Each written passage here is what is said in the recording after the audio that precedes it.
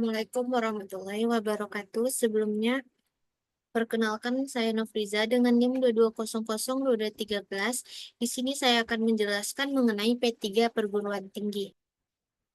Baiklah, topik pembahasan yang pertama itu pengertian perundangan pendidikan, yang kedua pengertian perundangan perguruan tinggi, yang ketiga tujuan perundangan perguruan tinggi, dan yang keempat klasifikasi perundangan perguruan tinggi. Kepada pengertian perundangan pendidikan, di mana perundangan pendidikan ini merupakan seperangkat norma dan aturan yang mengatur penyelenggaraan pendidikan di suatu negara.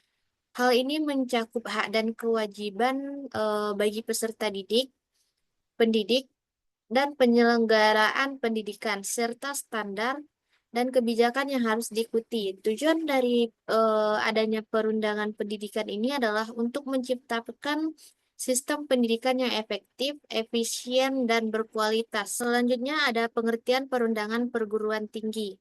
Menurut Soekardi tahun 2015, perundangan perguruan tinggi ini merupakan aturan yang mengatur penyelenggaraan pendidikan di perguruan tinggi yang bertujuan untuk menjamin kualitas yang relevansi dan aksesibilitas pendidikan. Disimpulkan bahwa perun- perundangan perguruan tinggi ini merupakan kumpulan aturan atau kebijakan yang mengatur penyelenggaraan pendidikan di negara. Hal ini mencakup akreditasi, hak dan kewajiban mahasiswa dan dosen, pengelola institusi, serta standar pendidikan. Selanjutnya ada tujuan perundangan perguruan tinggi. Yang pertama itu menjamin kualitas pendidikan. Perundangan ini bertujuan untuk menetapkan standar yang harus dipenuhi oleh institusi dalam suatu perguruan tinggi. Hal ini sangat penting untuk memastikan bahwa pendidikan yang diberikan berkualitas dan sesuai dengan kebutuhan para mahasiswa. Yang kedua, salah satu tujuan utamanya adalah untuk melindungi hak mahasiswa dan dosen. Hal ini mencakup eh, untuk mendapatkan pendidikan yang lebih layak, hak untuk terlibat dalam pengambilan keputusan di perguruan tinggi, serta hak untuk diperlakukan secara adil antara yang satu dengan yang lainnya. Selanjutnya, tujuan yaitu mendorong penelitian dan inovasi. Perundangan ini akan mendorong perguruan tinggi agar lebih aktif dalam melakukan penelitian dan menciptakan inovasi yang lebih berkualitas. Hal ini sangat penting bagi mereka agar dapat terus berkontribusi pada kemajuan ilmu pengetahuan dan teknologi. Tujuan yang keempat itu adalah memastikan bahwa pengelolaan institusi pendidikan berlangsung dengan secara efisien, transparan, dan akuntabel. Hal ini juga sangat penting untuk dilakukan agar bisa membangun kepercayaan masyarakat terhadap institusi pendidikan.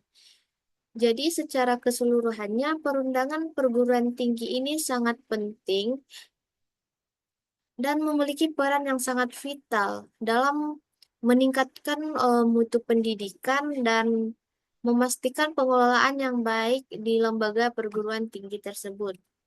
Selanjutnya, klasifikasi perundangan perguruan tinggi. Yang pertama itu ada Undang-Undang Nomor 14 Tahun 2005 tentang guru dan dosen. Sini dalam undang-undang ini mengatur profesi guru dan dosen, menekankan pentingnya klasifikasi dan kompetensi. Hal ini bertujuan untuk meningkatkan kualitas pendidikan dengan melindungi hak dan kewajiban guru dan dosen. Selanjutnya ada Undang-Undang Nomor 12 Tahun 2012 tentang pendidikan tinggi. Di dalam undang-undang ini mengatur tentang penyelenggaraan pendidikan di Indonesia. Undang-undang ini bertujuan untuk menciptakan sistem pendidikan yang berkualitas, terjangkau, dan relevan dengan kebutuhan masyarakat, serta perkembangan ilmu pengetahuan dan teknologi. Selanjutnya ada Peraturan Menteri Pendidikan dan Kebudayaan Nomor 3 Tahun 2020 tentang Standar Nasional Perguruan Tinggi. Permendikbud juga mendorong perguruan tinggi untuk berinovasi dan mengembangkan kurikulum yang relevan dengan kebutuhan industri dan masyarakat. Selanjutnya ada Permendikbud nomor 5 tahun 2020 tentang akreditasi program studi dan perguruan tinggi. Peraturan ini mengatur tentang bagaimana proses akreditasi bagi program studi dan perguruan tinggi di Indonesia.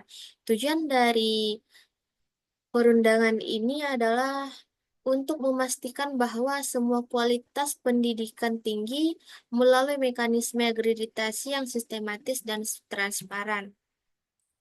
Selanjutnya ada Permendikbud nomor 7 tahun 2020 tentang pendirian, perubahan, pembubaran perguruan tinggi negeri, dan pendirian, perubahan, pencabutan izin perguruan tinggi swasta.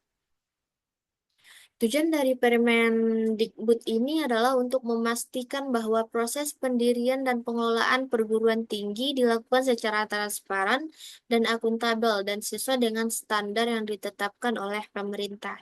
Selanjutnya ada Peraturan Menteri Riset, Teknologi dan Pendidikan Tinggi nomor 59 tahun 2018 tentang ijazah, sertifikat kompetensi, sertifikat profesi, gelar, dan tata cara penulisan gelar di perguruan tinggi. Perundangan ini bertujuan untuk menciptakan standar yang jelas dan konsisten dalam pengelolaan dokumen pendidikan, sehingga ijazah dan sertifikat yang dikeluarkan oleh perguruan tinggi dapat diakui secara resmi dan memiliki nilai hukum. Dan yang terakhir itu ada Perban PT nomor 11 tahun 2024 tentang pemberlakuan instrumen pemantauan dan evaluasi mutu perguruan tinggi untuk perpanjangan status terakreditasi melalui mekanisme otomasi. Peraturan ini menetapkan prosedur dan instrumen yang akan digunakan untuk memantau dan mengevaluasi mutu perguruan tinggi secara lebih efisien. Dengan menerapkan mekanisme ini, proses dalam melakukan akreditasi akan menjadi lebih terbuka dan akuntabel. Hal ini akan memungkinkan perguruan tinggi untuk melakukan evaluasi diri secara terus-menerus dan mendapatkan umpan balik yang diperlukan untuk melakukan perbaikan. Baiklah, mungkin cukup sekian penjelasan dari saya.